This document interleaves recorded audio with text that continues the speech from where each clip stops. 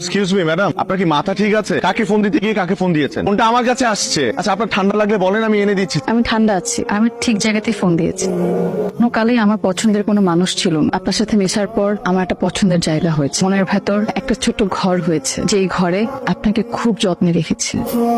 ভেবেছি এই ঘর থেকে আপনাকে কখনো বেরোতে দিব না, কিন্তু পরে ভাবলাম এভাবে আটকে রেখে কি আর ভালোবাসা হয়? আপনি যেমন শিখিয়েছিলেন কোনো শর্তে জীবন চলে না, তাই আপনাকে এই 3 দিন একটু একটু করে আমি ঘর থেকে বের করেছি, মুখোমুখি হব বলে। আমি আপনাকে বলতে চাই, আমি আপনাকে পছন্দ করি। আপনি কি আমাকে পছন্দ করেন? এই পছন্দের আরেক নাম আমি ধরে নিলাম ভালোবাসা। কিন্তু সূচনা, আপনার মনে আছে কিনা আমি জানি না, তবে আমি আপনাকে খুব স্পষ্টভাবে বলেছিলাম যে এই প্রেম ভালোবাসা আমি বিয়ের পরেই করতে চাই। আমার মনে আছে। তারপরও মুখ থেকে পজিটিভ কিছু আশা করছেন? যদি আশা করে থাকেন সেটা আপনার বোকামি হবে। 3 দিন পর আমার বিয়ে সূচনা, আমার বিয়ের কার্ডও ছাপা হয়ে গেছে। এই কথাগুলো আপনি 3 দিন আগেই বলতে পারতেন, 3 দিনই বলতে পারতেন, তাহলে আমার 3 দিন সময় নষ্ট হতো না।